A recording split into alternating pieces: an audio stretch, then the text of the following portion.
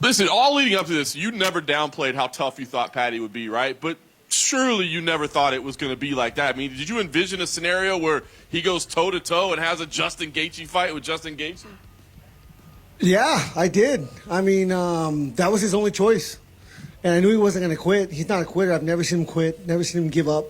And luckily I found some success early. You know, like I said, I was going to have to steal some momentum, and he was very confident, and I had to take that early. And, you know, the moment I stepped in there, he didn't take his eyes off me. That was me not too long ago. And I guess I was Eddie Alvarez, here to teach him a lesson. Yeah. Same thing he did to me. He did try a couple takedown attempts, a couple foot sweeps in the clinch, things like that. I mean, so he did attempt to get the fight to the ground. But did you expect him, or were you the whole time, were you expecting him to pivot his strategy and just, like, sell out for the takedown and try to get you down? Yeah, I mean, but I deserve some credit for stopping that from happening. I mean, there's no doubt he wanted to get it there.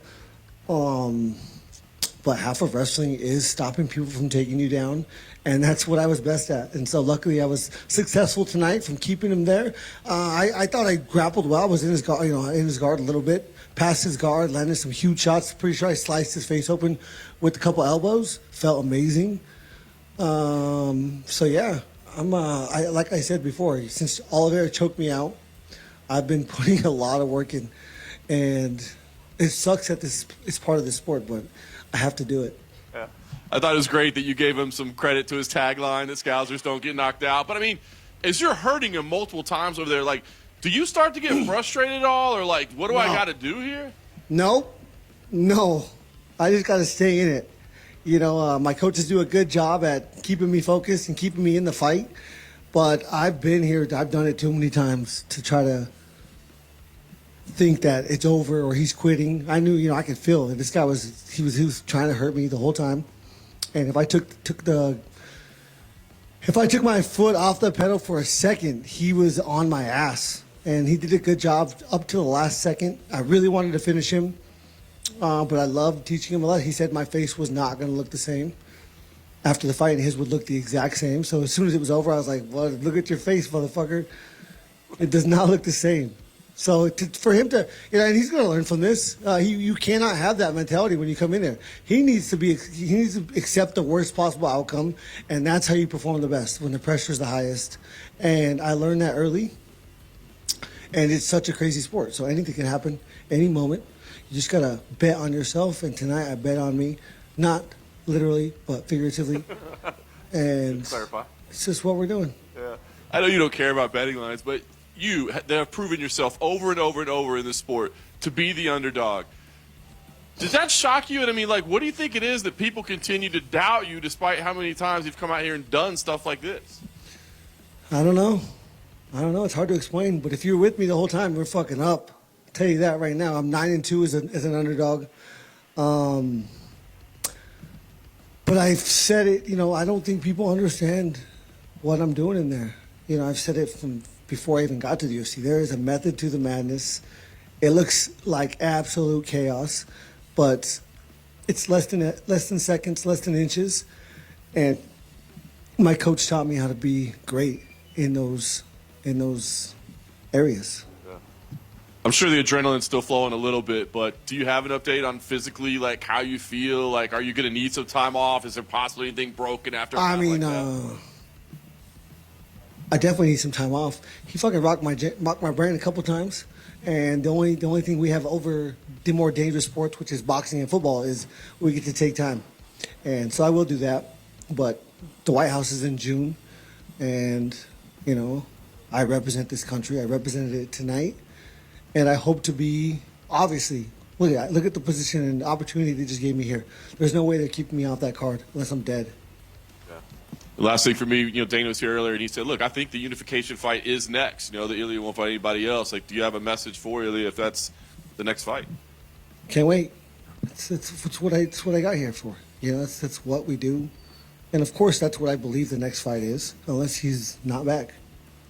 Listen, given how popular Ilia's become and just the method of victory he's had and your style of fighting, and add those two to the White House, how big do you think that fight could be between you two? I mean, if I had any bit of a personality, it'd be fucking huge. but I just can't. I can't lie. I can't exaggerate. You know, it's what I do. It's who I am. It's who my parents taught me to be. But I mean, there's no doubt it'll be the best. You know, one of the best fights that they could definitely put on. It'll be for an undisputed belt, and I think they want to have 6 or 7. You know, whatever. They want to have as many as possible. So if he's not back by then, they will strip him, and I will be undisputed, and then I'll fight for the belt on there and defend it. And then just last one, you know, given all the comments from both the media and the fans leading up to this on Fight Week, and Paddy saying the stuff about how your face isn't going to look the same, and then you even coming up here saying, like, not bad for an old guy, is this the most satisfying win you've had in your career, just based on everything leading up to it and then the outcome? Yeah, I mean, I said it on the stage last night at weigh-ins. I was like, this is the biggest fight of my life, you know, and because it's the next one. And now it's passed, and the next one's going to be the biggest fight of my life. And that's just how this sport works. That's how I work. It's so difficult to do this because there is no making everybody happy. You're always going to piss people off. And, you know, I read comments, and it's like, you motherfuckers.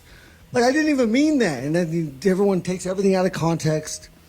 And there's just no making everybody happy. So I'm just so happy to have the people around me that I do. And I know that I make them happy. And yeah, this is such a crazy ride. Such a crazy sport. Most exciting sport in the world, and I love it. Justin, how close did you think you were to finishing that in the first round? I have no idea. Can't wait to watch. I really don't. I mean, he was hurt, and I was like, what is happening? I didn't even know. I don't know. I even asked coaches, like, what did I hurt him with? I don't know what I hurt him with in the first round. He was very hurt.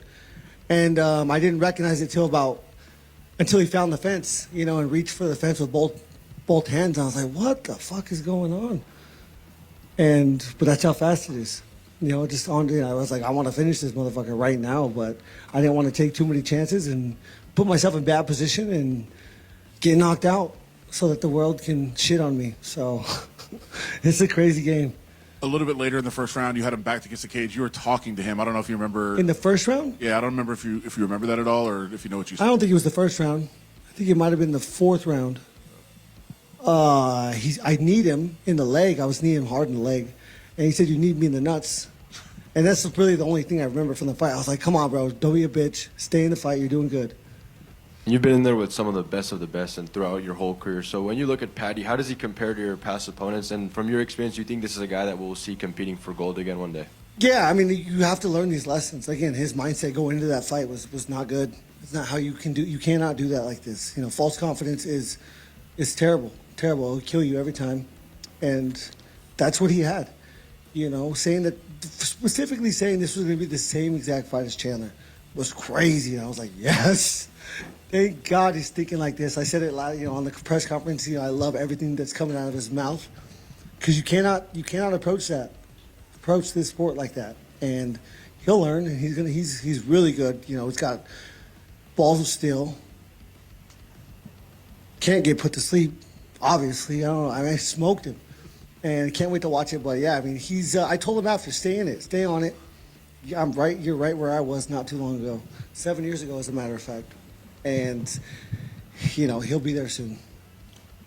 Justin, right here. You are the first two-time interim champion in UFC history. You don't usually get too many second chances, but here you go to a unifier with an undefeated top 3 pound-for-pound fighter. I know he is not Khabib, but what are you taking into this fight with Ilia in terms of lessons and why you're going to make it work this time? Just got to trust the preparation, you know, trust in my coaches and trust in my skills. You know, I'm here for a reason. I hope it's my destiny, but I don't get to write that, so we'll see. You tied Dustin Poirier and Edson Barboza for the most fight of the nights in UFC history tonight at 10.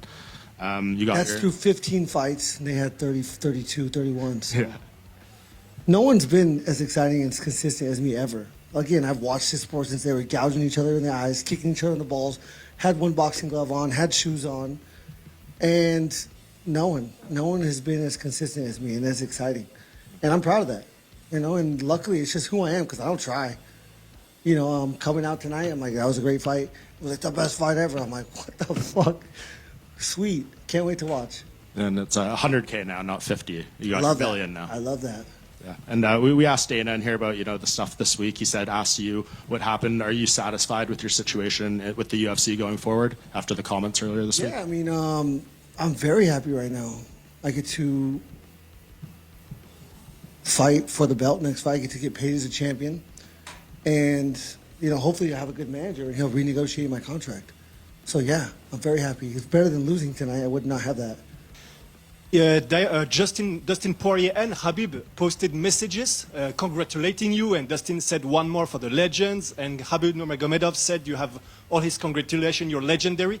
Can you talk a little bit about the brotherhood of the old guard that keeps beating the new and lifting each other up? Yeah, I mean, I think we're 3-1 right now. I freaking ran through the house when Dustin Poirier beat BSD. I beat Fiziev, and I just beat Paddy. And Topuria took out Holloway. So I think we're 3-1 right now. I'm very proud of that. I was these young kids. It was not that long ago that everybody I fought was older than me.